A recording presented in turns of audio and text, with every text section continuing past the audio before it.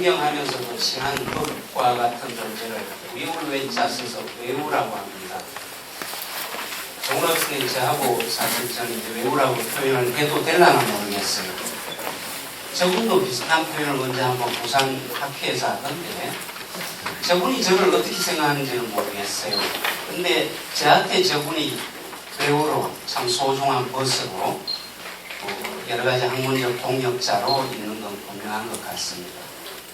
근데 이제 어쨌든 저 교수님이 주도해서 이런 좋은 모임을 가지게 되고 보니까 제가 두 번째 순서인 것 같던데 어쨌든 오늘 제가 뭐 공자 재현 입장까지는 아니지만 이 유교라는 2500년 전에 공자에 의해서 이야기된 가치를 오늘날에 어떤 식으로 좀 현대적으로 접목해 볼 수 있을라나 또 여러 가지 이제 가족이 해체되어 가고 또 가족이 붕괴되어 가고 위기라고 하는 이 시대에 어떤 의미에서 이 유교가 우리에게 좋은 시사점을 줄 수 있는지 여러분들과 함께 몇 가지 점을 좀 더듬어 보았으면 이렇게 싶습니다. 제가 오기 전에 들은 건 1시간 반가량 대략 이론적인 강의를 하고 나머지 30분 정도 질의 여러분들 질문이 있으면 제가 질의 응답하는 시간이라고 들었습니다. 1시간 대략 정도를 제가 이론적 강의를 하고 나머지 또 한 20, 30분은 이것만 하면 지휘할 것 같아서 좋은 사진 자료를 좀 갖고 왔습니다.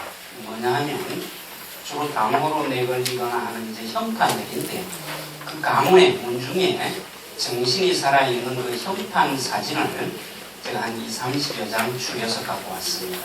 그거를 가지고 유교를 표방하는 가문에서 어떤 가치를 가지고서 이 가문의 어떤 정신으로 삼는지, 가운으로 삼는지 이런 내용을 여러분들과 함께 보도록 하겠습니다.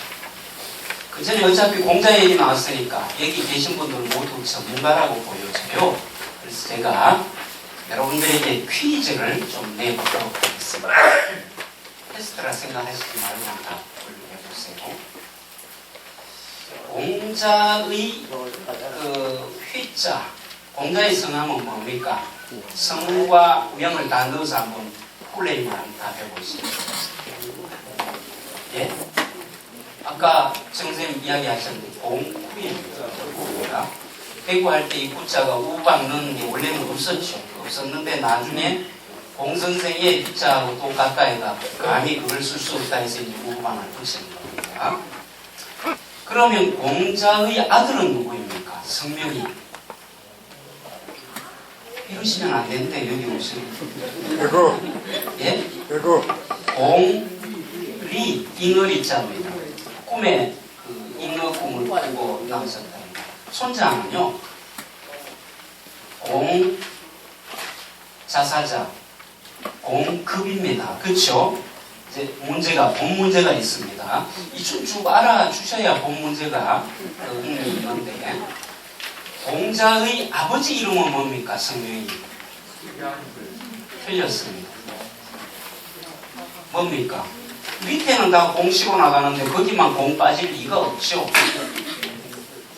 공은 분명히 들어가 있습니다. 뭐죠? 예, 공흐입니다. 그럼 숙량은 그분의 자입니다. 예, 그분의 자입니다. 그런데 우리가 이 사기 기록을 보고 워낙 숙량을 이러다 보니까 그분 이름이 숙량글이라고 이렇게 착각하는 분들이 계신데 그게 아니고 그분의 성함은 공흘이고 자가 숙량입니다. 참고로 얘기를 드리고 한번 가보겠습니다. 대팽두부 와경채 고해부처 안효손 제라 부분에 추사선생의 시를 한 구절 집어넣었습니다.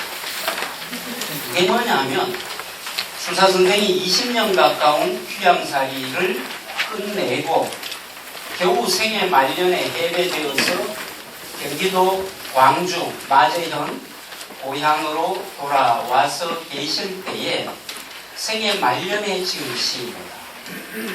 이분으로 이야기하면 위담 정인보 선생이 조선 역사가 있은 뿐만이 아니라 세계 역사가 있은 일에 가장 많은 책을 지었다 하죠. 이 사실인지 제가 검증은 못했습니다만 대략 500건입니다. 옛날 책의 기준으로. 물론 요즘 책으로 하면 좀 줄긴 하겠지만 엄청난 그런 편이죠. 정조 때 가장 잘 나가던 정치가이기도 합니다. 암행의사도 했고 명문가의 후손으로서 부를 것 없는 사람입니다. 이제 그가 했던 많은 기행, 일화, 재주 그건 우리에게 넘치도록 많은 사례가 있죠. 근데 그분이 말년에 많은 그런 반찬 중에 두부, 오이, 생강나무, 잎채도 있고 내가 갖는 그 많은 모임 중에 최고의 모임은 뭐냐? 부부, 아들, 딸, 손자와 함께하는 가족 모임이 최고랍니다. 왜요? 떨어져 있어 보았고 생애 말년에 가족이 정말 얼마나 소중한가 하는 걸 뼈저리게 아신 거죠. 여러분들 다산의 가족 사랑을 보시면 유별납니다. 그때 여러분들 다산이 강진에 있을 때에 치마를 부인이 시집 올 때 입었던 노기 홍상할 때 그 치마를 보내어서 그 치마를 잘라갖고 내폭으로 잘라가 다산이 그림을 그리고 시를 적어서 딸들에게 주기도 하고 굉장히 자상한 거예요. 이런 부분이 무려 20년 가까이 가족과 결별하고 있었을 때 삶에 있어서 가장 소중한 게 뭔가 아마 반추했을 것 같아요. 할 때에 자기의 지식도 아니요, 벼슬도 아니요, 많은 것들 중에 최고의 모임은 나의 가족과 더불어 있는 시간이라는 거죠. 우리가 많은 반찬들을 먹습니다.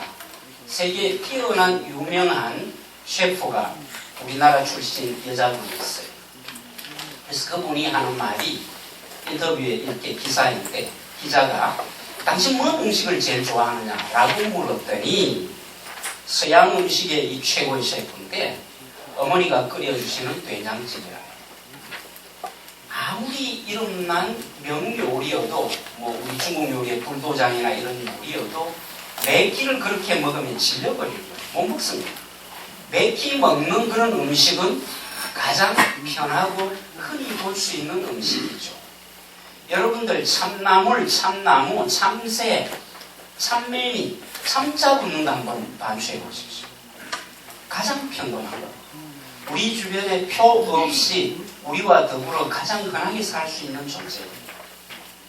내 가족들이라는 존재가 나에게 가장 소중하지만 사실은 잊고 살 때가 너무 많다는 거죠. 그거를 다산이 많은 세월을 돌아서 생애 말년에 자기가 느낀 그 느낌을 짤막하지만 시로 표현한 게 최고의 모임은 부부와 아들, 딸, 손자와 함께 함이로다 라고 하는 여기에 나오는 고해, 부처, 아녀소 이 글귀로 표현하신 거죠. 우리가 인간관계를 이렇게 볼 때에 서구적인 관계에서는 개체의 자아성을 강조하다 보니까 이 자아성 부분들이 서로 마주칠 때는 굉장히 생소함과 굉장히 어색함과 많은 부담을 느낍니다.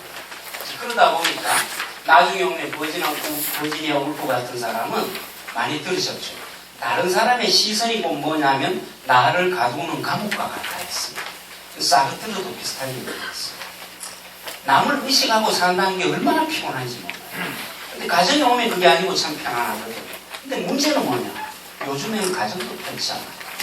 끊임없이 네 취업했나 묻고 결혼했나 묻고 그 다음에 공급이 얼마냐 묻고 남과 평가하고 성적이 어떠냐 묻고 가정이라는 이 울타리들이 더 이상 우리를 편안하게 해주지 못한다는 거예요. 이제 이런 부분에서 가정은 어떻고 가족이 어떻게 해야 됩니다 라고 이제 물어보는 거예요.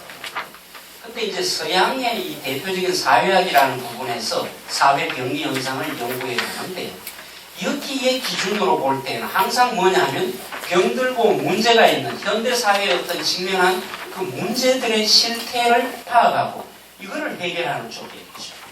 그러다 보니까 어떤 쪽이 부족하느냐 하면 우리 가족이 지향해야 될 근본적인 가치가 뭔가 미래 이상적인 비전이 뭔가 라고 하는 이 거대 담론에 대해서는 이야기 없어요. 미시적인 부분에 대해서는 지금 공고상천하고 어디 보면 다문화가정 여성들이 많이 돌아가 결혼해가 있는 이 한국사회 가족들 이런 문제를 진단하고 그거를 해결하는 쪽에는 많은 연구 성과도 내고 지금도 많은 관심을 갖고 있어요. 그렇지만 가족이 어떠해야 되는가라는 본질적인 물음에 대해서는 별다른 이야기를 하지를 않습니다. 이런 부분에서는 제가 생각할 때는 유교가 최고의 좋은 자료라고. 물론 유교가 갖고 있는 많은 병폐들이 있습니다. 여러분들 더 잘 아시잖아요. 저보다는 연배가 오인 분들이 더 많으신데 어릴 때에 유교 사회의 영향이 더 많았던 우리 전통사회를 한번 보십시오. 제가 안동입니다. 고향이. 500년간 안동에서 세거한 집안의 후손입니다. 그 분위기에서 자랄 때에 얼마나 숨막히고 싫었는지 모릅니다. 유교가 갖고 있는 어떤 그런 어른 위주의 강압적인 그런 부분이라든가 소통이 전혀 안 되는 그런 부분의 명령 위주의 사회나 여자와 아이에게 함부로 하는 그런 현상들 누구보다 뼈저리겠는거죠. 그렇지만 우리가 유교의 가족관들을 버릴 수 없는 소중히 여길 수 있는 가장 큰 이유가 가족이 무엇이어야 하는가라고 하는 철학적인 비전이 있다는 거죠. 그게 뭐냐는 거죠. 왜 가족이 필요하며 가족은 어떠해야 되는가? 한번 이런 물음들을 생각을 해보시길 바랍니다. 여러분들 교재 23쪽으로 한번 보시기 바랍니다. 교재 내용을 제가 더러더러 언급을 하겠습니다. 서구의 전통 가족 개념은 가족에서 가장 의미가 있는 게 이 경제적인 개념하고 그 다음에 가치적인 개념인데 서구는 철저히 경제 공동체 성격이 강합니다. 거기 있죠. 가족을 의미하는 현 영어의 패밀리는 라틴어 파밀리아에서 유래했는데 이것은 노예와 재산이라는 경제적 의미를 나타납니다. 그리고 서구 언어의 두 가지 근원인 하나는 라틴어이고 하나는 히라보이죠. 오이코스라고 하는 히라보도 이게 재산, 주거, 즉 경제적 의미가 강합니다. 근데 여기에 대비해서 중국 사회에서 말하는 집가자, 이 가라고 하는 것은 철저히 체제이고 철저히 뭐냐면 어떤 집단성을 모임성 자체를 이야기합니다. 경제적인 공동체보다는 이념적인 공동체인 거죠. 뭘 위해서 있는가라고 하는 거예요. 근데 이제 그 뒷부분에 여러분들이 이렇게 쭉 보시면은 현대 사회에서 이제 가족에 대한 가장 좋은 이 가족 개념으로 흔히 뭐를 말하냐면 미국의 인류학자 무로독의 정의를 많이 인용하는데 이건 한 번쯤 보셔도 좋을 것 같습니다. 24쪽에 두 번째입니다. 현대 사회학에서 가족에 대한 정의는 미국의 인류학자 무로독의 정의가 가장 일반적으로 받아들여집니다. 그는 가족을 정의하며 가족은 공동주거, 경제적 협동, 자녀 출산과 양육 등에 의해 특징지어지는 사회집단으로서 사회적으로 승인된 성관계를 유지하는 적어도 2인 이상의 성인 남녀와 그들의 자녀들로 구성된다. 이게 정의입니다. 뭐냐면 가족이라는 실제적 기능과 사실적 기능을 가장 잘 설명했습니다. 근데 뭐가 빠져 있습니까? 빠진 게 뭐죠? 지향적 의미가 빠져 있습니다. 가족은 뭘 추구해야 되는가라는 얘기는 아무리 눈 닦고 봐도 아무것도 없습니다. 밑에 인용을 한번 보십시오. 장공예라는 사람의 집안이 후대에 걸쳐 사람이 국제, 수, 당, 세 왕조에서 그 집에 정토를 내렸다. 인덕 연간에 당나라 고종이 태산의 공성의식을 행하고 나서 그 집에 행차하여 장공예에게 친족 간에 화목하게 지낼 수 있는 방법에 대해 물었더니 장공예가 집필목을 꺼내 차무린자 베개자를 써서 올렸다. 굉장히 재밌는 이야기입니다.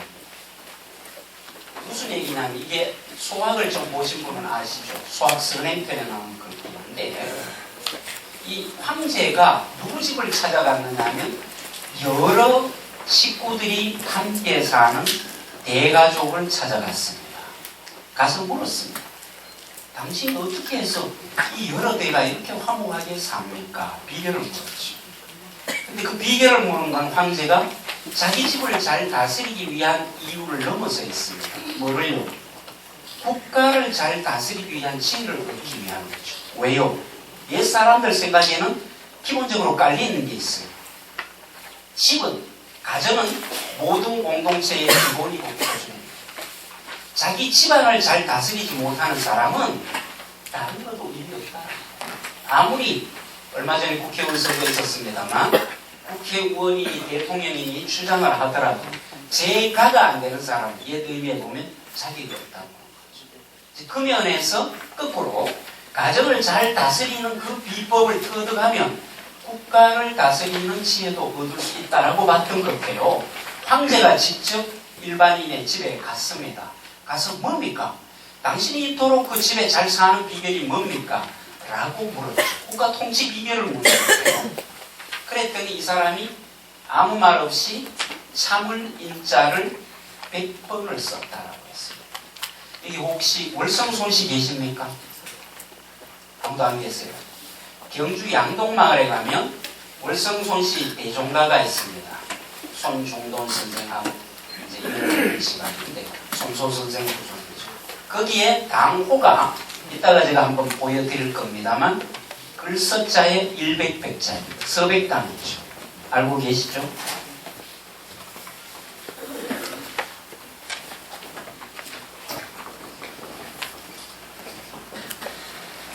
이것만 봐서는 모르죠. 그런데 이 일화가 연결이 됐습니다. 100번을 쓰는 집이다. 그럼 뭘 100번 쓰느냐? 목적어 없죠? 참을인자. 서백인당이죠. 인자가 생략되겠죠. 참을인자를 100번 쓰는 집이다. 우리 집은 뭐냐? 참을인자를 100번 쓰는 집이다. 두 가지 의미가 있어요. 우리 집은 잘 참는 집안이다 라는 얘기도 있지만 그 이전에 뭐가 있죠? 잘 참아야 된다. 후손들에게 주는 지혜입니다. 가정을 제대로 경영하기 위해서는 누구나 자기 있는 입장에서 잘 참아야 되느니라. 이게 바로 선조께서 서백당 당호를 붙일 때 후손들에게 주는 가르침입니다. 이제 이런 식의 어떤 가정의 정신과 가정의 교훈과 가정의 덕목과 가족이 나아가야 할 길을 가져줘야만 어떻게 보면 그 현장에서 요즘 뭐 그걸 많이 주장합니다. 연인 같은 부부, 친구 같은 부자. 이게 이제 요즘 사회가 지향하는 모토라예요.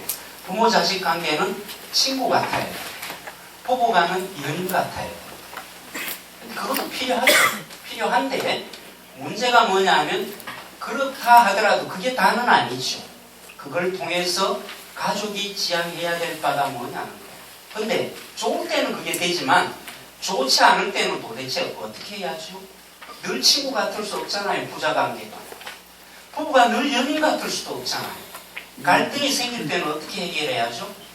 아마 이런 부분들에서 현대적인 사회학이 바라보는 그 해법들이, 권면들이 일정 부분 한계가 있을 것 같습니다. 25쪽에 유교가족 간 특징을 첫 번째로 뭐를 했냐면 공동체적 자, 관계적 자인데 여기서부터 조금 철학적인 얘기이기 때문에 잘 들으셔야 돼요.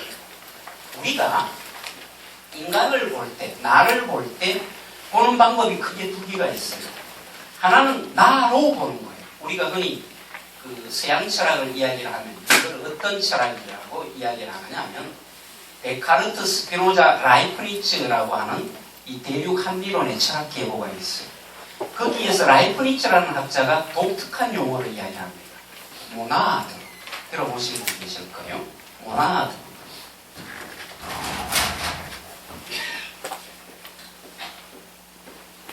번역을 어떻게 하느냐면 꽃단자가 단자라고 번역합니다. 여러분들 그 족보 이렇게 왜 만들 때 보면 수단 받잖아요. 그죠? 수단이라는 게 거둘 숫자고 이 단자를 받는다는 거예요. 한 사람 한 사람 한 사람이 태어나해 뭐 이런저런 어떤 그렇게 신상 관계된 그게 단자인데 그걸 모으는 게 수단이죠. 족보 만드는데 첫 작업이 수단 작업부터 되는 거예요. 근데 이 단자라는 게 뭐냐면 더 이상 쪼갤 수 없는 기본적인 의미에서 계층의 본질입니다. 단독자로서 나이죠. 나는 나인 거예요. 남과 도저히 섞일 수 없는 그 나인 거예요. 정체성, substance가 실체, 나로 이야기할 수 있는 핵심적인 거예요. 이게 이제 서양 철학에서 그토록 찾고자 하고 그토록 중요한 요소의 비밀이가 됩니다. 근데 문제는 뭐냐면 이게 윈도우즈리스, 펜트레스가 단자 무창이라는 거예요. 단자는 창이 없다. 창은 서로가 소통하는 교감의 통로이죠. 단자가 창이 없다는 말은 이거는 남들과 기본적으로 소통을 배제하는 구조인 거예요. 본질적으로 어떻게 보면 나는 나인 거고 남들과 근본적으로 같을 수 없는 구조라는 거예요. 여기에서 한계가 있는 거고 나오는 게 공동체적 존재입니다. 관계적 존재입니다. 동양에서 육아에서는 왜 보냐면 날 때부터 이미 나라는 존재는 어디 속에 있는 거예요? 가족 속에 있는 거예요. 부모가 없으면 내가 날 수 없잖아요. 클 때에도 형제 속에 있고 내가 나로서 보여지는 것도 있지만 내 말고는 아버지와의 관계, 어머니와의 관계, 할아버지와의 관계, 내 형제들과의 관계 속에서 나를 보려는 거죠. 이게 공동체적 자아예요. 두 개 다 근데 사실 장단점이 있어요. 공동체적 자아론이 갖는 장점도 있고 단점이 있고 이런 단자론적 자아가 있는 장점도 있고 단점이 있어요. 개인의 자율성이나 그 다음 개인의 어떤 그런 기본적인 어떤 의미에서 능동성을 강조하는 쪽에는 이쪽이 낫겠죠. 그렇지만 남들과 더불어 살아가는 사회의 가족이 이런 관계 속에서는 저것만 갖고 안 되는 거예요. 기본적으로 그런 면들에서 우리가 가족 공동체로 보는 유교적 자아관이 오늘날에 있어서 훨씬 더 필요한 것 같아요. 여러분들 이 자유와 평등이라는 가치, 인간이 이미 모순적 존재이기 때문에 신체와 의식이라는 이질적인 존재를 다 담재하고 사는 게 인간입니다. 그렇다 보니까 인간 자체가 모순이다 보니까 인간이 궁극적으로 가치로 삼는 건 거의가 모순적인 관계입니다. 보세요. 자유와 평등은 민주주의가 추구하는 2대 가치입니다. 그런데 이 자유와 평등 때문에 생긴 게 민주주의와 사회주의입니다. 민주주의에 있어서 우리 그냥 자본주의에 있어서 이 자유라는 가치가 좀 더 크게 보장이 되고 반면에 사회주의에서는 공산주의에서는 평등의 가치를 더 크게 강조하잖아요. 근데 어느 것을 크게 하느냐에 따라 다른 것도 같이 나가면 좋은데 딴 것들은 줄어들 수밖에 없어요. 적절히 균형 맞추는 이 치가 중요한 거죠. 서구 유럽 사회도 보면 이제 그런 부분에서 정치가들이 누가 등장하느냐에 따라 공동체적 어떤 평등성을 조금 더 가치를 복지 쪽에 두느냐 아니면 개인의 자율성을 더 두느냐 이게 이제 왔다 갔다 해요. 사실은 우리나라도 마찬가지예요. 자, 그런 의미에서 본다면 우리에게 예를 들어서 자유가 너무 방만하게 이렇게 많은 시대 같으면 평등 가치를 조금 더 강조할 시대 분위기도 필요가 있을 거고 평등이라는 걸 너무 강조하다 보니까 이 개인의 어떤 자율성을 다 침해하고 경쟁력을 뺏어버린다면 그때는 어떻게 해요? 오히려 자율성을 좀 더 풀어놓을 필요가 있죠. 조장할 필요가 있는 거예요.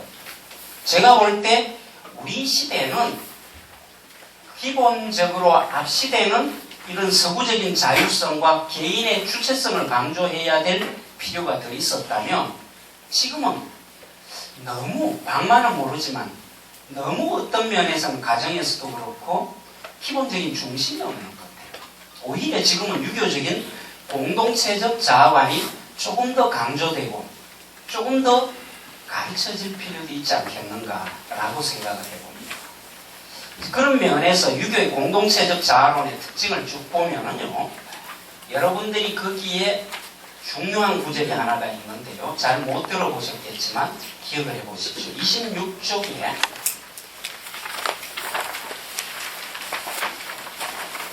인용을 보십시오. 그는 하늘로서 아버지라 불리고 고는 땅으로서 어머니라고 불린다. 나는 여기서 조그마한 모습으로 그 가운데 뒤섞여 있다. 하늘과 땅에 가득 찬 것을 내 몸으로 삼는다. 하늘과 땅을 이끌고 가는 것을 내 본성으로 삼는다. 사람들은 모두 한 배, 어머니 한 배에서 태어난 형제이고 만물은 모두 나와 더불어 살아가는 동료이다. 제일 끝구절이요. 사람들은 모두 한 배에서 태어난 형제이고 만물은 모두 나와 더불어 살아가는 동료이다. 위에 보면 한자 원문이 있죠. 민호, 동포, 무로, 여야. 이 8자를 중국인들이 얼마나 좋아했는지 몰라요. 특히 주자 시대에 오면 이 주자가 자기 시대에 있기 이전에 이 북송 우리 흔히 오자라이가 5 선생님의 사상을 많은 영향을 받습니다. 주돈이 소옹, 장제, 정호, 정이 이런 분이죠. 근데 이분들의 그 사상 중에서 방금 읽은 이 구절은 장제라고 하는 분이 쓴 서명입니다. 서쪽 벽에 붙여놓고 교훈으로 삼던 거예요. 근데 이 서명을 주자가 굉장히 강조했어요. 근데 주자의 사상을 존중했던 퇴계도 이 서명을 강조했습니다. 퇴계가 선조에게 바친 성학십도라는 글이 있죠. 이 임금이 배워야 할 학문을 10개의 그림으로 그리다. 성학십도의 첫 번째가 주돈이의 태극도서이고 10개 중에 두 번째가 이 서명입니다. 얼마나 중요시했겠어요. 근데 왜 중요시했나 이거예요. 내란 존재를 이 단독자, 저런 식으로 모나드적, 단자적 존재로 보지 않고 관계 속의 나로 보았던 거예요. 민, 오, 동포. 민, 백성들과 오, 나는 동포라. 우리가 동포라는 말을 많이 쓰는데 그 동포가 지극히 한자로 보면 단순해요. 어머니의 같은 배에서 태어난 형제. 물, 오, 여, 야. 마물과 오, 나는 여 더불어 참여하는 존재이다. 이거를 중국인들은 8자를 또 더 줄여요. 민포물여라고 줄여요. 민, 오, 동포할 때 민, 그 다음 포, 우로여야 할 때 물, 여, 요래갖고 민포물여 사상 이렇게 얘기하면 이 사람들이 이야기하는 이 사상, 서명의 사상인데 그게 곧 뭐냐면 인간을 혼자로 보지 않고 관계 속에서 본다는 거예요. 나는 내 혼자 별개로 있는 게 아니고 나는 이미 태어날 때부터 관계 속에 있는 거예요. 그리고 그 관계의 핵심이 뭐냐면 가족인 거죠. 처음부터 가족을 배제한 그런 존재로서의 나는 꿈꾸지 않는 거죠. 이제 이런 의미에서 볼 때에 작은 나, 단절적인 나는 소화라 하죠. 관계 속의 나는 대하라 하죠. 여러분들 단지 실채호 선생이 대한매일신보에 글을 씁니다. 1908년 9월 16일자에 대한매일신보 그 기록에 보면 단지 선생의 대아와 소아라는 글이 있어요. 큰 나와 작은 나.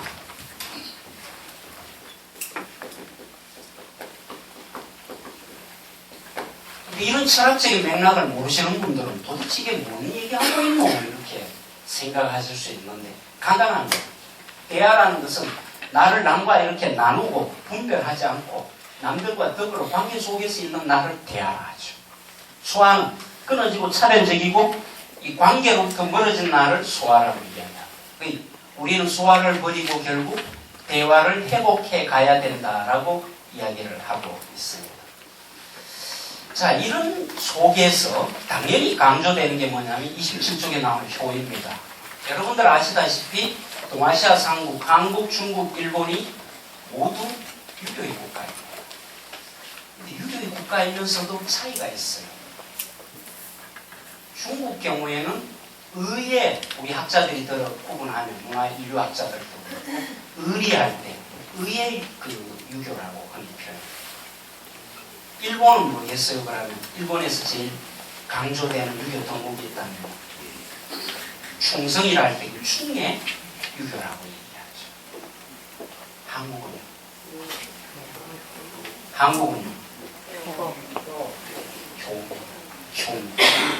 한국은 효의 유교라고 이야기하죠. 그만큼 이 효를 우리나라 사람이 강조를 했는데, 근데 이 유교의 원래 의식에서 볼 때 사실 한국의 이런 관법은 시각은 정당한 거죠. 왜요? 가족이 모든 인간관계의 중심이고 기본이라면 그 관계 속에서 있어야 될 윤리적 덕목의 제일 중요한 게 뭐냐면 효입니다. 근데 이때 효도 여러분들 그냥 단순히 부모에서 잘하는 것 이게 효라고 이야기를 하는데 이걸 넓혀 나가면 모든 사람에게 잘하는 운과 같은 게 다 효로 들어갑니다. 그걸 대효라 하죠. 근데 분명히 출발은 뭡니까? 출발은 부모에게 잘하는 효가 첫 출발이죠. 그래서 옛날에 불효자는 어떤 경우에도 불효자로 낙인을 찍혀서는 사회적 활동 자체를 할 수가 없어요. 그 기본이 뭐냐면 불효라고 하는 것은 자기 부모에게 못한다는 의미를 더 벗어나가고 인간 노릇을 못한다라고 이야기가 될 수밖에 없는 거죠. 여러분들 교재 어디를 보시느냐 27쪽에 이 가족 공동체 윤리 의식하는 부분에요. 두 번째 문단 한번 보십시오. 유교에 있어서 효는 모든 덕의 근본이다. 그러므로 효경에서 효는 덕의 근본이고 가르침이 생겨나는 바이다 라고 이야기했죠. 근데 그 뒤에 보면 재밌는 이야기가 나옵니다. 28쪽에 두 번째 문단 네 번째 줄 한번 보십시오. 저명한 중국학 연구자인 모트 하는 사람, 중국 고대 문명의 가장 주목할 만한 특징으로 유기적인 성격을 지적한 바 있다. 유기라는 말이 남과 내가 관계를 맺고 있다는 거죠. 서양인 학자가 볼 때에도 중국 고대 문명의 가장 핵심이 이 관계적 존재로 보다는 거죠. 그리고 그 밑부분에는 소효와 대효라고 하는 것들을 제가 적었는데 28쪽 마지막 문단을 한번 보겠습니다. 맹자는 순임금의 효행을 일컬어 대효가 큰 도라 하였다. 주자는 맹자가 말하는 주석, 대효를 주석하여 왜 대효이냐? 천하의 모범이 되어 후세에 전할만 하고 다만 한 몸과 한 집안의 효에 그칠 뿐이 아니고 천하에 미쳤기 때문에 그거를 대효라 한다. 이렇게 이야기했습니다. 자, 30쪽에 넘어갑니다. 가는데 여기서부터는 조금 시간이 있으면 주역 얘기를 해가면서 전문적으로 얘기를 풀어보면 좋은데 저에게 주어진 시간이 한계가 있기 때문에 가장 단순한 것만 이야기를 드려보겠습니다. 잘 따라와 보십시오.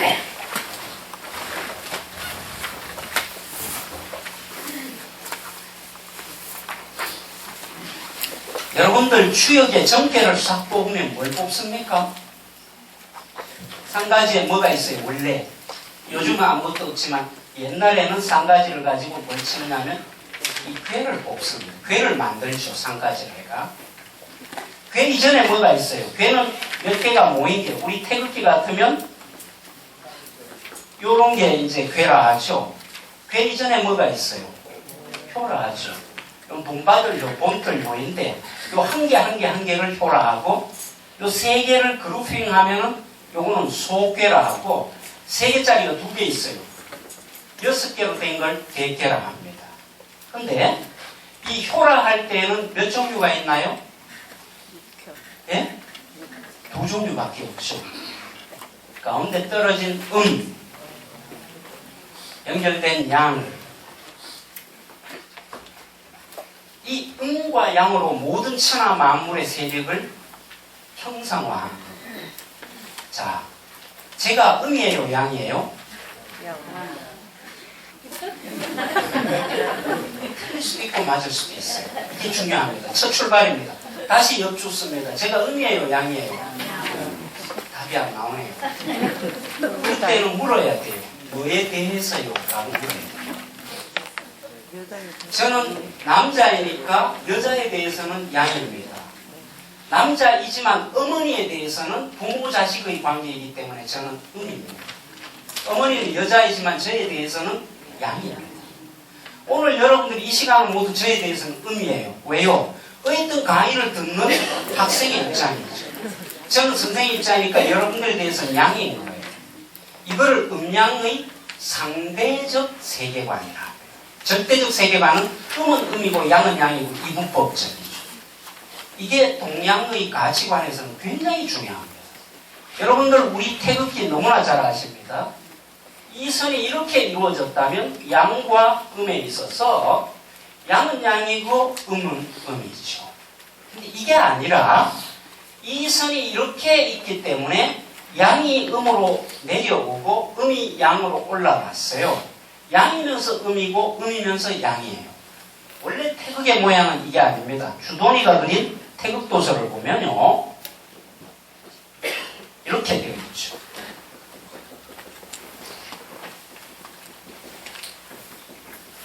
이런 식으로 되어 있어요. 아무것도 안 한 걸 양이라 하고 칠한 걸 음이라 한다면 이게 음의 영역인데 음이고 양이고 음이에요.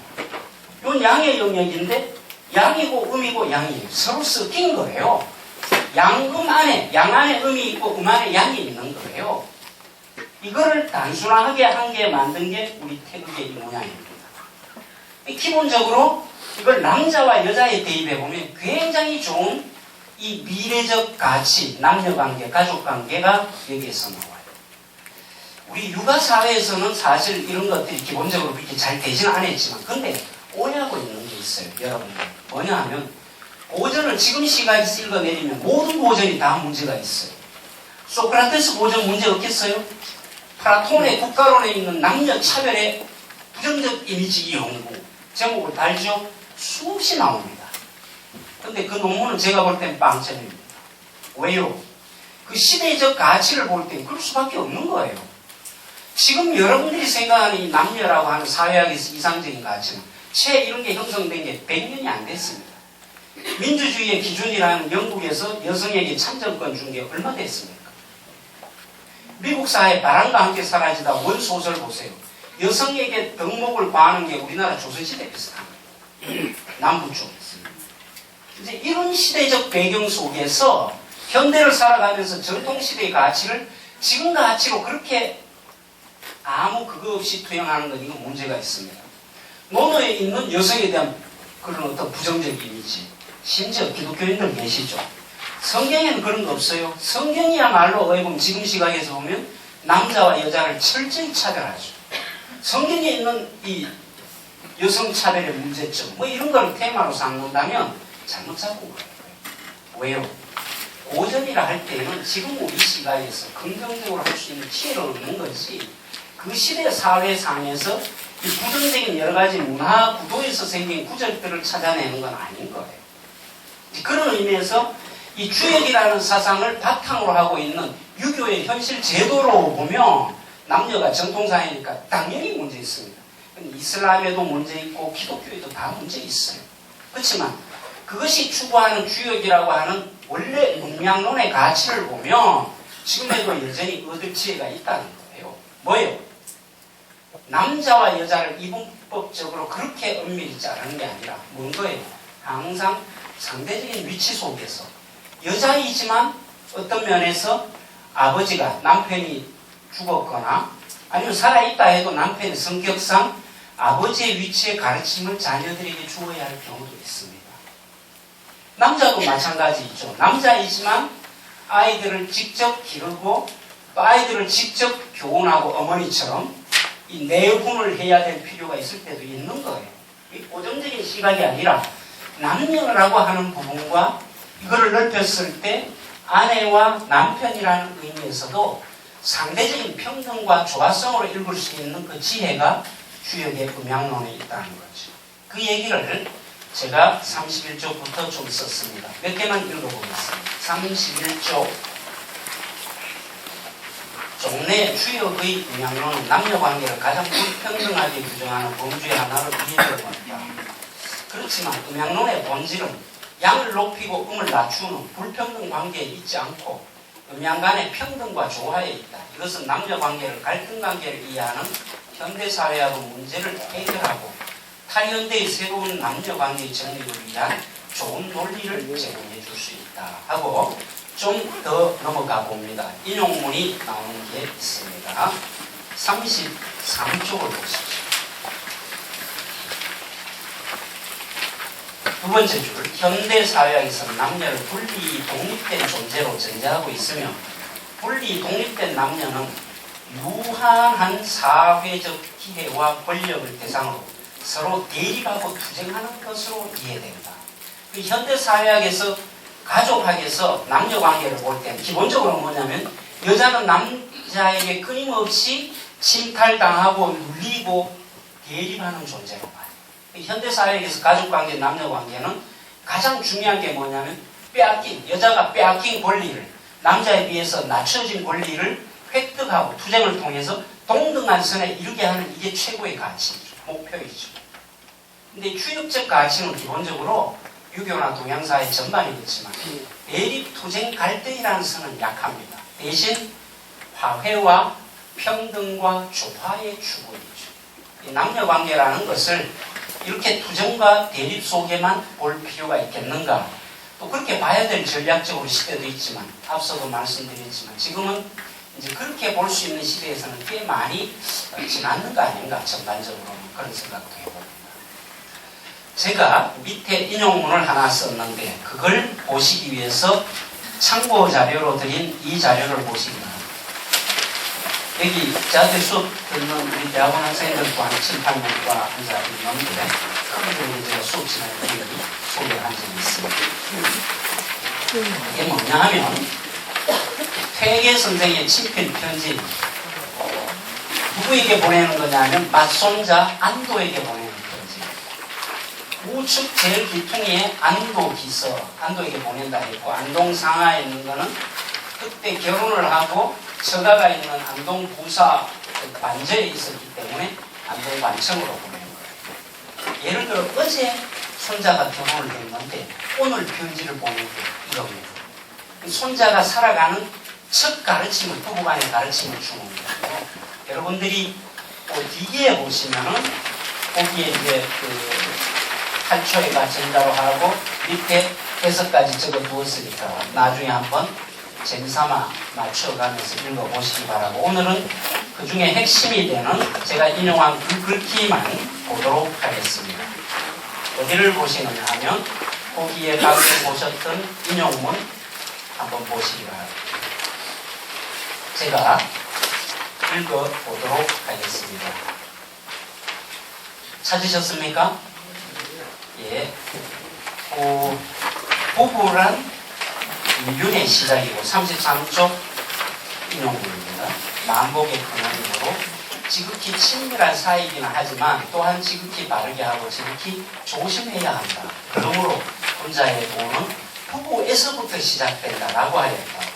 그러나 세상 사람들은 부부간에 서로 예를 갖추어 공경해야 하는 잊어버리고 너무 가깝게만 지내다가 마침내는 서로 깔보고 또 신여기는 곳에까지 이르고만 합니다.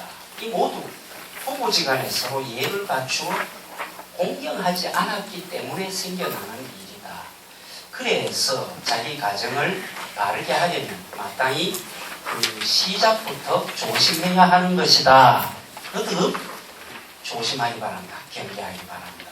이게 퇴계 선생이 60세 때, 손자 나이 20세 때 9월 20일 날 보낸 편지입니다. 제 밑에도 여러분들 거기에 이 원문 편지 끝에 이렇게 보시면 대부라고 적혀 있어요. 대부. 본인이 자기를 이야기하면서 큰아버지로 이야기했죠. 예의하는 사람들 이 백부를 큰아버지라 부르는 게 틀리다 하죠. 옛날 예법으로 틀리고요. 대부는 큰아버지는 할아버지죠. 백부는 맏아버지인 거죠. 거기에 해당되는 의미가 이 내용이죠. 이 할배가 조라 하지 않고 이 큰아배가 이제 지금도 안동 쪽에 가면 양반 가문의 큰아배 이렇게 얘기하면 저는 할아버지를 이야기합니다. 어쨌든 그 문장 중에 보면 부부간에 서로 예를 갖추어 공경하지 않는 것이 이게 모든 일들의 근원이라 해요. 그 편지 중에 계생어 불상 빈경지고 하는 겁니다.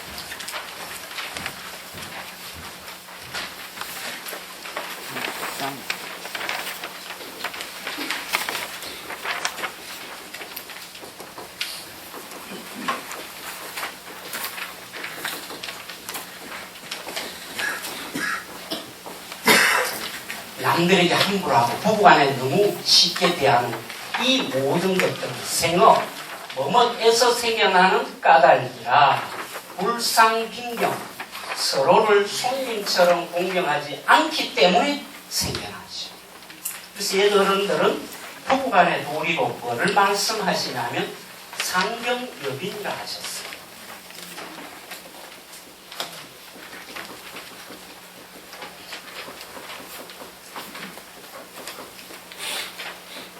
부부간에 서로 공경하기를 마치 손님 대하듯이 하라. 제가 이제 교대에 있다 보니까 제자들이 결혼할 때 한 번씩 이제 줄에서 달라고도 하고 하면은 못 쓰는 북글씨들은 상경여빈을 북글씨로 이렇게 써갖고 줄에 한 다음에 선물로 하고 줄에사에도 꼭 이 내용을 소개합니다. 지난주 토요일에도 나이 많은 만학도 한 분이 우리 대학원에 오셨는데 그분 그 여선생님 아들이 그날 결혼을 했어요.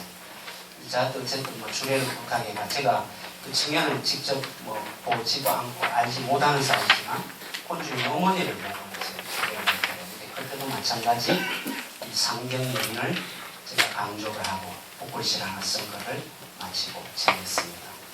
이 인간관계에 남녀관계에 유교에서 남자가 여자를 함부로 한다 뭐 이런 식의 잘못된 문화들이 있는데 원래 유교의 정신은 서로 공경입니다.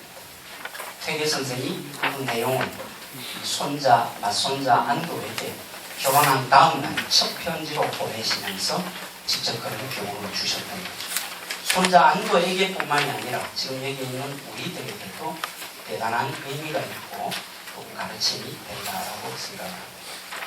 미인용문은 태계 이황이 본래를 치는 손자에게 보낸 편지의 일부이다. 태계는 부부간에 마치 손님처럼 서로 존중하고 공경하라 상경 여인이라고 가르쳤다. 그는 가정을 바르게 하려면 부부의 첫 시작부터 조심해야 된다는 점을 거듭 강조하였다. 자, 이렇게 부부 그 밑부분을 이렇게 보셔야 되는데요. 여러분들이 이제 이 3가지를 뽑아가 괴를 만들어요. 괴를 만들어 갖고 길하다 흉하다라고 점을 치게 되는데 이 길흉이라고 하는 그 자체는 어떻게 보면 미신적이고 지금에 와서 의미가 없죠. 그렇지만 왜 그 괴를 길하다 보고 왜 그 괴를 흉하다 보는가 라고 하는 부분은 의미가 큽니다. 거기에 가족 간의 이 지혜를 엿볼 수 있는 부분이 있어요. 제가 그 뒷부분에 그 내용을 좀 소개를 했습니다. 하나를 해보겠습니다. 이게 무슨 괴입니까? 지천패. 예? 지천패. 아, 아니죠. 비괴라 하신 분 맞습니다. 지천은 거꾸로 뒤집은 거죠. 위에 하늘이 있고 밑에 땅이 있어요. 천지괴죠. 천지괴고 이름은 부정이라 할 때 이 빈대, 분대 이게 꽉 막히다 할 때는 비로 일으킵니다. 여담삼아 하지만 이 젊은 나이에 동양철학 이렇게 하다 보면 특강 가면 들어 욕볼 때가 있습니다. 한문이 이렇게 하나 좀 이렇게 깊이 아는 분들은 이걸 예를 들어가 천지 북계라 읽으면 그 강사 인정 안 합니다. 어떤 거냐? 빗계라 읽어야죠. 참차 부재 예를 들어 누가 이랬다면 그것도 강사 수준 낮다고 하죠. 참치 부재야. 차이 나다 하지만 오르지 않다라고 할 때 치고 이렇게 해야 된다는 거죠. 예를 들어가 서경의 설명편 이렇게 하면 가는 거예요. 서경의 열명편 자 어쨌든 천지 빗겨입니다. 하늘과 땅이 꽉 막혀버린 거예요. 굉장히 안 좋은 겁니다. 이걸 뽑으면 근데 문제는 이게 안 좋다보다는 왜 안 좋은가 이게 중요한 거예요. 자 이거는 하늘이고 이거는 땅이에요. 하늘 기는 양기여서 가벼워서 올라가고 땅의 기는 무거워서 내려온다 봐요. 뭐가 안 돼요? 교감이 안 돼요. 교감. 그 다음에 뒤집어버려요. 근데 이게 실제로는 하늘이 위에 있고 땅이 밑에 있잖아요. 우리 자연은 좋게 보이지는 않은 그런 거예요. 뒤집어버리면 땅이 위에 있고 하늘이 밑에 있어요. 이거는 지천 태평하다 할 때 그 태자 태괴입니다. 이름만 봐도 좋은 거 알겠죠? 굉장히 좋은 의미예요. 왜요? 아까하고 반대예요. 교감이 되는 거예요. 이제 이런 식의 그 지혜들이 주역의 해석에 들어있는 거예요. 뭐는 좋고 뭐는 안 좋다. 거기에 제일 첫 번째가 교감은 나중에 나오지만 정입니다. 이 내용을 오늘 저는 가장 강조하고 싶은 내용 중에 하나입니다. 유교의 가족 간의 지혜, 또 유교의 주역을 통한 유교의 가족 간의 지혜, 정의 의미를 제일 강조하고 싶습니다. 한번 보십시오.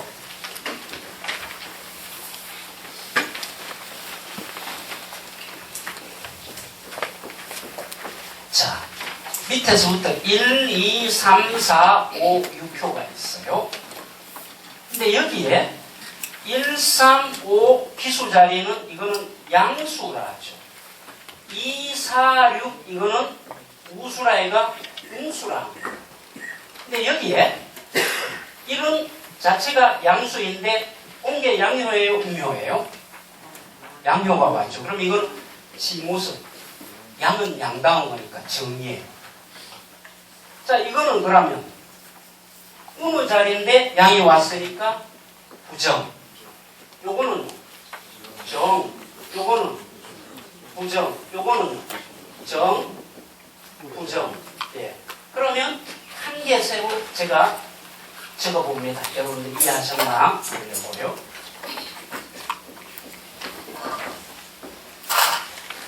정, 부정 한번 읽어보세요. 여기요? 정. 이거는요? 이거는요? 이거는요? 부정. 사효 아닙니까? 이거는요? 정. 정. 부정이 한 개 나왔어요. 그럼 이건 정관계로 볼 때는 한 90점 이상 돼요. 괜찮은 거예요. 거꾸로 오면 안 좋죠. 이게 좋다 안 좋다 하는데 이게 정명이라 하는데 이름 담나 안 담나? 궁군, 신신, 부부, 자자. 애비는 애비답고 자식은 자식다워야 하는 거죠. 남편은 남편답고 아내는 아내답다. 이제 답다라는 말이 권위적인 의미보다는 역할적인 의미.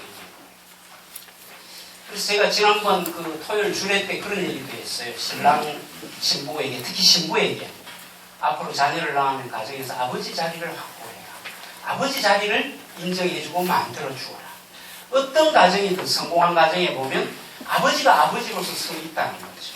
아버지 자리가 무너지고 그 가정이 제대로 교육된 예가 없는 거죠. 현대인들이 가족을 지켜나가는 지혜가 크게 세 개가 있다. 하나는 성경에 입각한 종교, 대교. 두 번째는 탈무드에 입각한 지혜. 세 번째가 아버지 의자라고 해요. 가정에 아버지 의자를 만들어 둔대요. 거기에 아버지가 안 계셔도 애들이 앉거나 하면 어머니가 혼을 내요. 왜요? 아버지의 자리를, 권위를 인정한 거죠. 누가? 어머니가. 그리고 이 부분들에서 혹시 아버지가 돌아가셨더라도 아이들에게 그 자리는 버팀목 내지 지주가 되는 거예요. 이제 이런 부분들이 유대인 교육에서 굉장히 중요한 부분을 자리 잡고 있다. 우리 어머니가 그런 그 말씀을 여동생들에게 자주 하시는데요. 남편들에게 잘해라. 어떤 시골에 그 아내가 참 남편이 신통찮아가 무슨 말만 하면 머저리 됐다. 나가니까 동네 아이들조차 머저리 한 날 이래 보이 그게 아닌 것 같은 거거든요. 왜요? 자기가 무시하는 건 괜찮은데 남이 무시하는 거 들으니까 불쾌하잖아요. 왜? 자기 남편을 머저리 하면 자기는 머저리 부인이니까. 다른 마을로 이사를 갔대요. 저기를 뭐로 잘 불러줄까 이렇게 고민했는데 도대체 잘 봐줄 게 없더래요. 근데 하나를 굳이 생각해내는 게 얼굴이 길대요. 얼굴 면자, 남면자, 길장자리가 면장이다 지금. 얼굴 길다라고 안 하고 그냥 면장이라고 해요. 밖에다 면장이 하니까 애들도 다 면장님 하는 거. 이거 고을에서 면장하고 오셨는가 보다. 이제 결국은 이 남편을 존중하는 게 결국은 네 자신을 존중하는 거고 아이들에게 교육면에서도 이게 필요한 것이다라는 어머니의 가르침입니다. 제가 보면 그런 면에서 이 정의라고 하는 것은 특히 현대에 있어서 무너지는 아버지 자리 회복과 관련해서 굉장히 좋은 시사점이 큽니다. 모든 길흉론의 가장 중심이 뭐냐면 정의입니다. 정이 되어야 뭐가 되느냐면 나머지 응, 비, 화, 교감 그 정도 의미가 다 있는 거예요. 그 다음에 응과 비라는 것은 정은 자기 논리지만 관계의 논리입니다. 흔히 1, 2, 3 이거를 우리가 내괴라 하고 4, 5, 6 이거를 외괴라 하는데요. 대응관계를 보세요. 1과 대응에 있는 게 뭐냐면은 4입니다. 왜 1이니까. 2와 대응관계가 5입니다. 3과 대응관계가 6입니다. 1이 양으로 왔는데 4가 양으로 왔어요. 좋아요? 나빠요? 안 좋죠. 왜요? 균형이죠. 한 개가 양일 때 하나는 음이고 하나가 음일 때 하나는 양이에요. 근데 이게 음으로 오려면 자기 자리에 정이 먼저 돼야 되는 거예요. 그렇죠? 교수님 이건 어때요?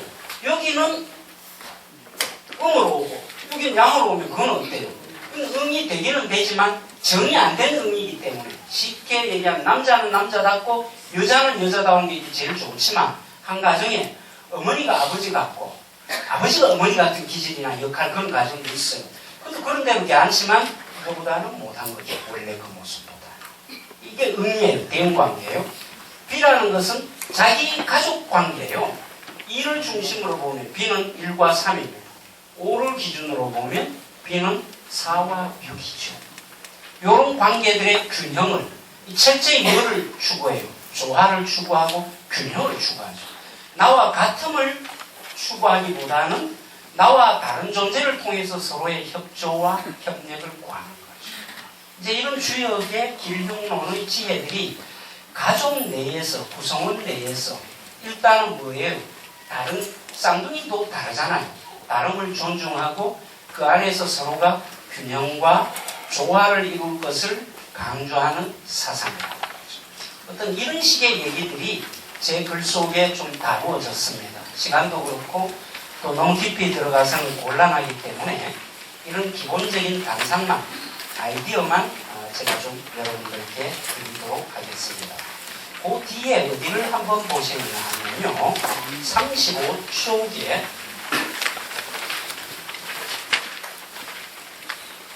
밑에서 하나, 둘, 셋, 넷, 다섯, 여섯째 줄. 그런데 여기서 한 가지 유의할 점은 가인이 엄한 어른이 있으니 부모를 말한다라고 하는 주역의 구절이다. 즉 부모다움의 역할을 요즘은 이 자상한 친구 같은 부모라 했지만 옛날은 기본적으로 엄한 어른입니다. 동양과 서양을 막론하고 전통교육에서는 부모의 엄한 교육을 요구했다. 아이를 훈계하지 아니하려고 하지 말라. 채찍으로 그를 때릴지라도 그가 죽지 아니하리라. 잠언서입니다. 성경 말씀이 대표적이다. 이런 점은 유교의 교육에서도 마찬가지다. 공자 또한 군자 원기자에서 군자는 자기 자녀를 멀리한다라고 했죠. 예를 들어 옛날에 그런 얘기가 있어요. 어떤 양반집에 이 부모가 아이를 안고 하도 저녁에 잠을 안 자고 있으니까 이 아내가 힘들고 하니까 남편이 안아가 좀 받던가. 근데 갑자기 할아버지가 자꾸 손자가 울고 고치니까 걱정됐겠죠. 밖에서 에헴 하는 소리가 나니까 문 밖에 오셔가 자기가 워낙 당황해가 아이를 자기도 모르게 내 동생이 쳤다 하죠. 이제 그게 좋다라는 얘기는 아닙니다. 그만큼 어른들이 계실 때는 자기 자식을 사랑한다는 티를 내지 않는 게 기본적인 예법이었다. 네? 그리고 지금에 와서 매로 치고 엄하게 다스리라 하면 시대에 맞지 않습니다. 이미 우리들에게 책이 칭찬은 고래도 춤추게 한다. 뭐 이런 책들이 유행하는 이런 시대에 있어서 자식을 매로 다스리라. 매로 다스려가 죽는 경우는 없다. 이런 얘기가 맞을 리는 없죠. 그렇지만 분명한 거는 뭐냐면 아이의 잘못에 대해서는 분명히 지적하고 야단치는 부모가 됩니다. 그 부분은 유교의 가르침에서 아무리 양보를 한다 할지라도 현대사회를 고려한다 할지라도 거기서도 양보가 되면 안 돼요. 엄한 부모라는 부분을 삶 자체에 모두 엄한 부모로 가져갈 수는 없어도 적어도 아이가 잘못할 때에는 고되게 따끔하게 분명하게 야단칠 수 있는 그런 부분들을 여러분들이 생각을 하시면 좋을 것 같고 36쪽에 12개를 적었습니다. 이게 뭐냐면 요즘 경상북도에서 정책적으로 이제 강조하는 장계향한 분이 있어요. 정군 안동장시하는 분인데 이분이 손자들에게 한시를 적어준 시가 2개가 문집에 남아있어요. 근데 그 시가 어떤 시냐면 전부가 손자들이 참 공부를 하고 성인이 되려는 그 뜻을 갖는 걸 보고 기뻐해서 준 시입니다. 그 할머니가 무조건적인 사랑만 베푼다는 존재로 여겼는데 전통시대에 이런 안어른이 계셨다는 예를 한번 보시기 바랍니다. 네가 법과 작별할 때 지은 시를 보니 그 시 속에 성인을 배우려는 말이 있더구나. 내 마음이 기뻐서 다시 칭찬하여 짧은 시 한 편을 지어 너에게 주리라. 그 다음 부분에 한번 보십시오. 새해에 네가 자신을 경계하는 글을 지었으니 네 뜻은 지금의 사랑과 아이들과는 분명히 다르구나. 어린아이가 벌써 진정한 학문의 뜻을 두고 있으니 앞으로 참 참다운 선비가 될 것이다. 그게 이제 내가 대견하고 기뻐서 이 할미가 너에게 시로 전해준다. 이제 이런 말씀드린 거죠. 이제 그 다음 부분들에는 여러분들 아까 기본적인 건 설명을 드렸고 조금 전문적인 내용이어서 제가 건너뛰고 39쪽 넘어가 그 중인데 40쪽 한번 보시기 바랍니다. 40쪽이 세 번째입니다. 동양 철학에서 중요하게 나오는 가치관이 뭐냐면 중용입니다. 책 이름도 그게 있듯이 중용. 지나치지도 모자라지도 않은 적절한 상태예요. 그래서 주역에서 점괘를 뽑으면 효로 뽑으면 괴가 아니라 이 한 개 한 개를 가지고 따지면 이게 대충 나빠도요. 이 4개의 가운데인 2효하고 몇 개의 가운데인 5효는 비교적 해석이 좋게 나와요. 왜냐하면 거할 것자 가운데 중용에 거하기 때문에 자기 위치. 그러니 지나치고 넘치는 것을 극도로 경계하고 돈도 요즘처럼 무조건 많이 버는 걸 싫어하죠. 벼슬도 무조건 높이 올라가는 것도 경계하죠. 적절한 부분인데 이 부분에 안분지족이죠.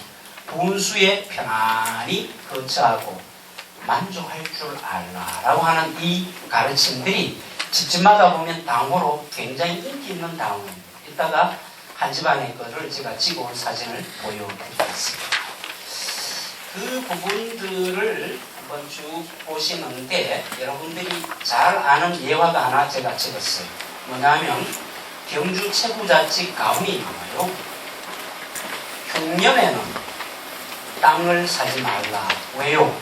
흉년에 땅을 사면 싼 값에 살 수 있기는 하지만 그게 이제 다른 사람의 원망을 받을 수 있죠. 그 다음 뒷부분에 또 보면은 1년에 만석 2만 가마니 이상의 재물을 불리지 말라. 그래서 진사 이상의 벼슬을 하지 말라라고 한 게 이 분수에 맞게 이렇게 넘치지 않게 하라라고 하는 그 중에 가르침입니다. 그 다음에 유교 가족 간의 부정적 문화는 제가 뭐 강의 중에 들어 말씀을 드렸는데 이런 문제점이 있다. 이걸 극복해야 된다라고 하는 내용입니다. 읽어보시면 충분히 아실 수가 있고 한 가지만 제가 말씀을 드리겠습니다. 우리가 잘못된 어떤 그런 문화에 유교 문화든 뭐든 영향이 어떤 게 있냐면 이 남녀 평등 지수 이게 136개 국가 중에 우리가 한국 양성평등 순위에서 111위 충격적이게도 가장 이 남녀의 그 양성평등이 안 된다는 이슬람 국가인 아랍에미리트가 몇이냐면 109위 거기보다 오히려 더 낮습니다. 같은 아시아권 유교 국가지만 중국은 69위, 일본도 105위입니다. 이런 면에 이런 부정적인 부분은 충분히 우리가 다시 생각할 만한 그런 내용이 있죠. 그렇지만 오늘 주로 제 강의의 주된 점은 이 유교 문화를 통해서 현대에 이 무너져가는 가족 간의 어떤 시사점과 교훈을 얻을 것인가 하는 내용이기 때문에 이 부분은 여러분들이 읽어보시고 넘어가도록 하겠습니다. 매점말 부분에 한 얘기 드리고 일단은 매듭을 지어보겠습니다. 유교는 그 자체가 도덕적 세계관으로 특징 지어집니다. 그런 의미에서 유교적 가족은 도덕적 공동체이고 가족 구성원 또한 도덕적 공동체의 관계적 자아가 됩니다. 그런 뜻입니다. 유교에서 가족은 왜 있어야 하느냐? 가족은 무엇을 위해 살아야 되느냐라고 이야기할 때 답은 도덕입니다. 선하게 살고 선한 가치를 넓혀나가는 게 이게 핵심이죠. 그래서 주역에 아주 유명한 글귀가 나옵니다. 여러분들 각주 43번, 43쪽에 이때 43번에 보면 주역 문헌전에 적선지가는 필요여경이요 적불선지가는 필요합니다. 선을 행하는 집에는 경사로움이 좋은 일이 있을 것이요 선을 행하지 않은 집에는 재앙이 있을 것이요.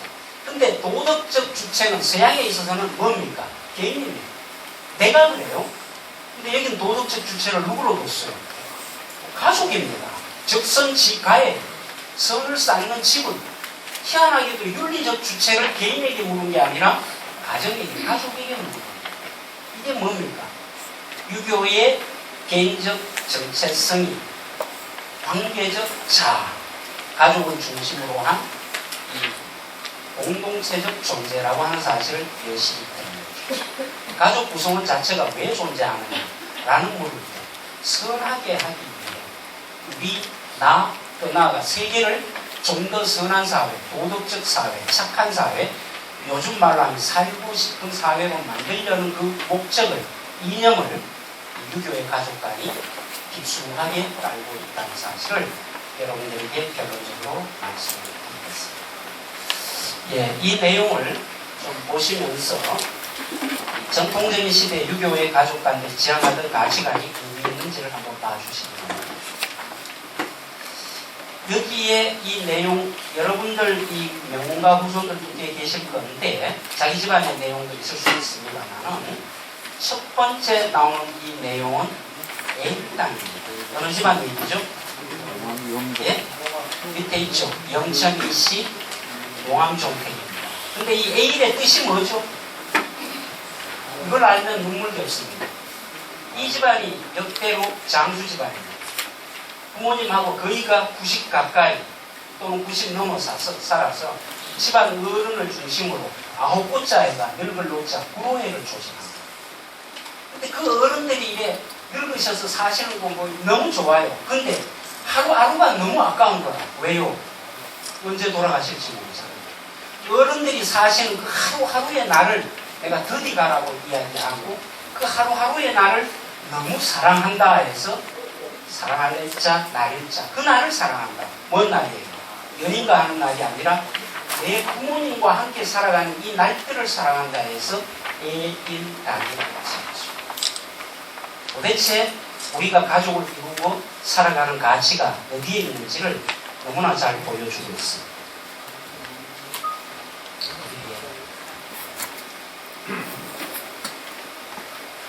여러분 여기 귀한 글을 봅니다. 이 글이 누구냐면 단원 김홍도의 글씨입니다. 그림은 많이 보셨지만 글은 별로 남아있는 게 없어요. 이 양반이 안동 주변에 안기 찰방을 하실 때 짧은 붓을 들고 쓰셨어요. 안동 풍산 그 최화정이라는 그 서재에 편액을 써주는 건데 당락이 뭐냐면 밑에도 나와 있지만 형제 간의 우정을 이야기합니다. 형제 간의 그 우애가 아주 오래도록 간다. 형제 담락애가 시병수화에 나오는 글귀입니다. 이 담락제라고 하는 게 우리 가문에는 무엇보다 형제 간의 우애를 소중히 여긴다라고 하는 그 가치를 부모가 모든 가치 앞서서 아예 그 나무로 갖다 제절 이름으로 딱 붙여버립니다. 정화입니다. 이거는 대학의 지지 이후 유정하고 정 이후 윤정이라는데 내가 어디에 머물러야 할 것을 알아야만 그 다음에 뭐예요? 마음이 편안해진다는 거죠. 근데 여기에 머물 곳이 어디냐? 그칠 곳이 어디냐? 어디겠어요? 도덕적인 가치. 선한 곳에 그칩니다. 대학의 첫 구절 보세요. 대학 지도는 제 명명덕하며 친민하며 지어지선이니라. 지는 앞에 지는 율지자입니다. 그칠 지입니다. 무엇에 그치다? 지극히 선한 곳, 착한 곳에 이르러 그칩니다. 도덕적인 곳에서 머물러야 한다는 이 이름을 정화로 당으로 주었습니다. 이것도 재밌어요. 사모정사인데 사모가 이 논어에 나오는 밑에 한번 보세요. 이 5일 삼성 5신 쭉 해갖고 하루에 3번 자신을 반성하죠. 위임모의 불충호화. 내가 딴 사람들과 이렇게 사귀는 데 있어서 성실하지 못했나? 반성 첫째. 부모 교의 불신호화. 친구와 사귀는데 내 신뢰 없이 했는가? 마지막에 전불수호화. 내가 이렇게 공부를 이렇게 배우기만 했지 충분히 그걸 내 거로 만드는 거 못했는 거 아닌가? 보라는 건 의문 이 조사 고해가 밑에 뒤에 대해서 감탄도 쓰지만 밑에 의문 교육이죠. 뭐뭐 했나 세 개를 돌아보라.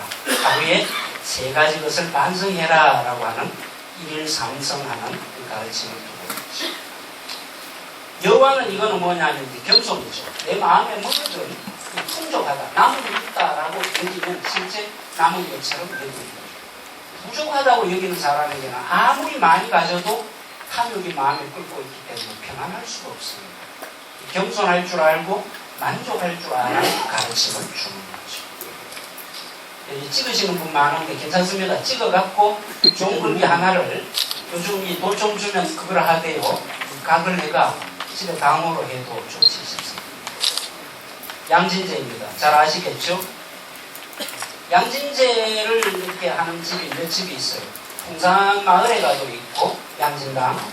그 다음에 이건 이제 영주에 있는 만치라는 종택인데 이게 뭐냐면은 맹자의 그 말을 이제 인용을 한 건데 우리들에게 진짜 양성하고 길러야 될 건 뭐냐? 딴 거보다 진실, 진리, 참. 후손들에게 주는 말이죠. 정말 중요한 건 진리, 진실, 참을 길러야 됩니다. 거짓해서는 안 된다. 우리 집안에는 거짓하면 우리 집안 후손이 아니다. 이런 가르침들이 단호히 담겨 있죠. 비해제, 알비자와 같죠? 게으를 했자, 나태할 했자, 게으르지 마라, 나태하지 마라. 무첨제, 이 무첨당 쓰는 그 당호집도 많은데요. 첨가하다. 이게 뭘 첨가하느냐 하면 부모에게 욕을 첨가합니다. 부모를 욕되게 해서는 안 됩니다. 어떤 경우이든 부모를 욕되게 해서는 안 됩니다. 진성희 씨 추천 종택 글인데 이 추천은 도실 종택에서 회계 선생 그 할아버지인 노송정에 계시는 거지 이계양 선생보다 큰 집입니다. 2로다가 기쁠 이자 늙을 노자이죠. 이게 늙음을 기뻐하다 이 뜻도 되지만 여기서는 뭐냐면 늙은이를 기쁘게 해주다. 부모님을 기쁘게 하다. 그런 것이죠. 효와 관련된 우경제 이것도 재밌습니다. 밀양박씨 경흥고택인데 이 당호를 쓰는 집이 의외로 많아요. 이게 경은 이제 말 그대로 이제 공경한다는 것이고 우라는 것은 이제 뭐뭐에 기탁하다 붙인다는 것이죠. 우리가 몸을 가지런히 하고 조심해서 내 스스로 몸을 지키는 게 이게 경의 수련법인데 우리 집은 이 경에다가 우리의 몸을 붙이고 살아간다. 이 집은 이 경을 실천하고 사는 집이다. 이런 뜻입니다. 우경제. 이건 뭐 다 알고 이러지만 글이 너무 재밌어서 이렇게 해두었습니다. 이 편에는 안빈낙도입니다. 공자의 제자 안자 아내께서 여기에 가장 잘 부합하는 삶을 사셨다죠. 빈천함에도 편안함, 도를 지키는 그런 삶인 거죠. 이 글이 이제 소전 선생 글씨로서 아주 유명합니다. 이 당호도 유명한데 근데 이건 함부로 못 써요. 사실 왜요? 이런 가문의 어떤 그런 절개나 지조들의 사례가 있어요. 가문의 절의정신을 말하죠. 백세청통이라고 해요. 백세토록. 백세라는 것은 영혼이죠. 영원토록 우리 집안에는 맑은 바람만 있을지어다. 우리 집안에는 고결함, 청량함, 깨끗함만 있을지어다. 아주 대단한 그런 어떤 자부심을 갖고 있습니다. 다다를 인자에 물에 다다른다 뭐 이런 뜻인데 모세 모련자 때 모세 다다른다 이제 이런 뜻인데 이 내용은 뭐냐면 목가에 다다른 어린아이들이 목가에 다다르면 어떻게 해야 돼요? 빠질까 조심해야 됩니다. 그래서 항상 세상 살아갈 때 내 마음이 방만하지 않도록 경외의 마음을 가지고 조심해서 살아가야 한다. 이제 그런 뜻을 임영헌이 담고 있습니다. 동락당입니다. 밑에 있지만 맹자의 연인동락 있죠. 내가 즐거우고 내 혼자 해서 그쳐서는 안 되고 남과 함께 즐거워야 함께 행복해야 합니다. 이것도 써놓은 집이 많습니다. 충효고관일 때 안동 성구에 가면 우주변시 간제종택이 있어요. 그 집 말고 아주 유명한 집이 학봉 김선일 선생 종택도 있어요. 두 집이 전부 충효세가라고 이제 붙여두었고, 그 다음에 이제 그 화해마을에 가면 유성용 선생이 이제 되게 되고 그런데 그만큼 충과 효는 전통 유교 세대를 가장 선망하게 하는 그런 가치들이기 때문에 이 충효고가, 충효세가 그런 것들을 많이 썼습니다. 이 매심사인데 여러분들이 한번 물어보겠습니다. 이 이거 누구 글씨 같아요? 추사체요. 추사 선생이 썼는 글인데 청명 임창순 선생이 참 좋아해가 이걸 오래 간직했던 그 글이라고 합니다. 매심사라는 매화의 마음을 닮은 사람이 사는 집 대략 그래요. 뭔 뜻입니까?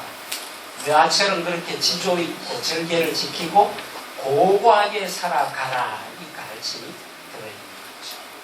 근데 당원을 이렇게 달아놓고 그래 못 살면 그 차라리 나를 못한 거 아니야. 근데 명망 있는 집안을 보면 대체로 후손들이 그렇게 산 것 같아요. 젊을 때는 개차반처럼 행동하다가 어느 때인가는 그 선조의 삶으로 돌아오는 것 같습니다. 요즘도 제가 안동 쪽에 강의를 자주 나가는데 보면은 참 그 조상의 삶이 싫어갖고 그 뛰쳐나가고 했던 분들이 요즘은 다 퇴임하고 어디 앉아있냐면은 그 전통대학 강의 듣는다고 와가 앉아가 열심히 앉아있어요. 그걸 보면 야 참 그 집안에 이 가치들은 전부 우리가 없구나 그런 생각이 듭니다. 오학제입니다. 여러분들 그 보통 학문하죠. 배우고 묻는다. 우리 학문을 해야 한다 할 때 그게 이제 중용에 보면 학문에서 끝나지 않고 박학, 신문, 신사, 명변, 독행 공부법이 5개가 있죠. 박학은 우선 널리 배워야 돼요. 두 번째는 신문 살펴서 물어야 돼요. 우리 대학원생들 여기 와 있는데 제가 그때 신문 물은 거 없으면 그건 배운 게 아니라 해가 물음을 계속 수업 시간에 한 사람 한 사람 물었더니 뒤로 좀 묻지 말라고 이래 안 그러겠다. 근데 어쨌든 물어야 발전이 있어요. 신문, 신사, 그리고 신중히 생각하라. 명변, 그러고 나서 분명히 옳고 그름을 판별하는 거죠.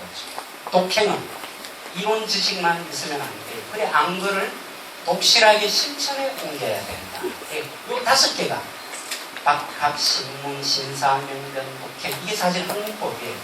근데 매번 박학, 신문, 신사 이게 안 되니까 제일 처음에 나오는 박학의 학을 따고 신문의 문을 따서 학문이라고 이야기하죠.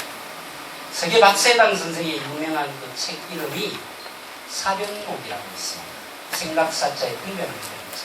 여기에서 나왔죠. 신사의 사와 분별하는 것. 내가 신중히 생각해서 분명하게 판단한 것을 모아놓은 기록이다. 엄청난 자부심이 책임을 속에 있는 거죠. 오학제. 이게 앞서 말씀을 드렸죠. 서백당입니다. 월성손씨 대종가에 붙어있는 참어린자 100번을 써라. 우리 집에 잘 참아야 된다 해서 서백당이라고 붙였습니다. 이게 제가 안동 그 무실마을이라고 전주 유시들 종택하고 있는 이마댐 올라가는 그쪽에 그 길을 갔다가 집안에서 제가 답사하고 찍었는데 너무 이 안본지조 당원은 많이 걸렸지만 이 글이 참 멋스럽고 편안하고 이래가 너무 이런 안본지족은 해서체로 이렇게 따박따박 쓰면 재미가 덜한 것 같아요. 그러니까 참 편안하게 이렇게 쓴 글이 마음에 들어서 언젠가 기회가 있으면 각을 해가 좀 남겨볼까 싶어서 우리 집에 한번 걸어볼까 싶어서 하나를 찍어 온 안본지족인데 밑에는 없지만 출처는 그 무실 유시들 우집이 있는데 아랫집인가 우집인가 제가 정확히 기억이 안 나는데 하여튼 그쪽에서 자, 제 강의의 마지막 사진 그림 한 점씩을 보여드리고 일단 제 강의는 매듭을 짓고 여러분들과 혹시 보고 가는 얘기가 있으면 필요가 있으면 좀 더 나눠보겠습니다. 제가 장담하건대 이 그림 공부는 아무도 없으실 거예요. 그렇죠? 제가 직접 중국에 가서 유명한 사람도 아니고 그냥 어느 곳에 고가 안에 기념 전시관에 걸려진 그림을 찍어왔기 때문에요. 어디가 찍었느냐? 정이천이라는 분이 계세요. 아까 북송오자라 하는 그분 중에 하나. 주자의 선생의 선생의 선생의 선생. 그래서 우리가 이분의 정자 따고 주자의 주자 따서 성리학을 정주학이라고 하죠. 근데 그거는 마을에 갔더니 초등학교 아닌가? 어딘가 제가 이거를 사당인가 잘 기회가 안 나는데 그 마을에서 찍어봤어요. 이쯤 되면 아시는 분 계셔야 됩니다. 그러면 이 그림은 무슨 고사를 배경으로 그린 그림일까요? 정인천 선생과 관련된 정문입설도입니다. 정시 문화에 눈을 막고 서 있다는 고사이죠. 잘 모르시는 분은 정문입설 이렇게 적어 두셨다가 나중에 인터넷이라도 검색을 한번 해보십시오. 우리 고사에서 나옵니다. 안에 한 사람이 앉아갖고 턱을 대고 있어요. 이분이 누구냐면 정희천 선생님. 밖에 두 사람이 있어요. 제자들입니다. 알려지기로는 양귀상과 양씨라는 분과 유초라는 제자가 어느 눈 많이 오는 날 선생을 찾아왔어요. 근데 선생이 주무시는지 명상에 잠겼는지 이렇게 계세요. 근데 차마 선생님하고 못 깨우고 이렇게 서 있는 거예요. 어느 순간에 선생님이 잠을 깨고 떡 보고 오, 자네들 언제 왔노? 좀 전에 왔습니다. 좀 전에 온 게 아니에요. 잘라버렸어요. 눈이 이만큼 쌓일 동안 기다리고 있습니다. 이게 무엇을 말해주는 고사이냐면 육아에서 정주학에서 학문의 가장 출발과 중심이 뭐냐면 선생에 대한 존경심입니다. 모든 교육에서 선생에 대한 존경심이 사라지면 교육이 있을 수 없다. 선생에 대한 존경심이 교육의 전쟁이자 교육의 출발이라고 했습니다. 그런 면에서 후대 학자들이 이 정신문화의 두 제자들이 선생을 존경하는 그 마음을 고사로도 만들어갖고 전하고 그림으로 그 마을에 붙였거든요. 근데 유교의 나라라 해가 중국보다 더 유교를 강조했던 우리나라에서 이 고사를 강조하지 않을 리 없죠. 근데 문제는 이 그림을 이렇게 하면 영 우리하고 안 맞잖아요. 중국풍의 벽돌에다가 중국풍 복장에 선생 이런 것들이 다요. 그래서 이야기 스토리만 그대로 가져오고 한국풍으로 바꿔놓은 그림이 있어요. 그는 유명한 사람이 그렸는데 경제정선이 그렸습니다.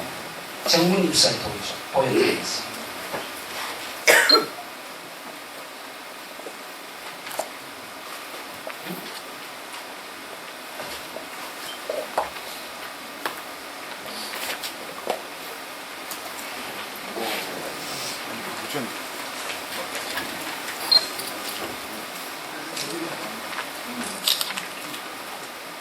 서울에 가면 간송미술관이라고 있는데 정형필 선생이 세운 곳인데 이 간송박물관에 경제와 관련된 그림이 제일 많아요. 우리나라에서. 지난번에 동대문 DDP 프라자 거기에서 이제 특별전을 해가 120점인가 나왔어요.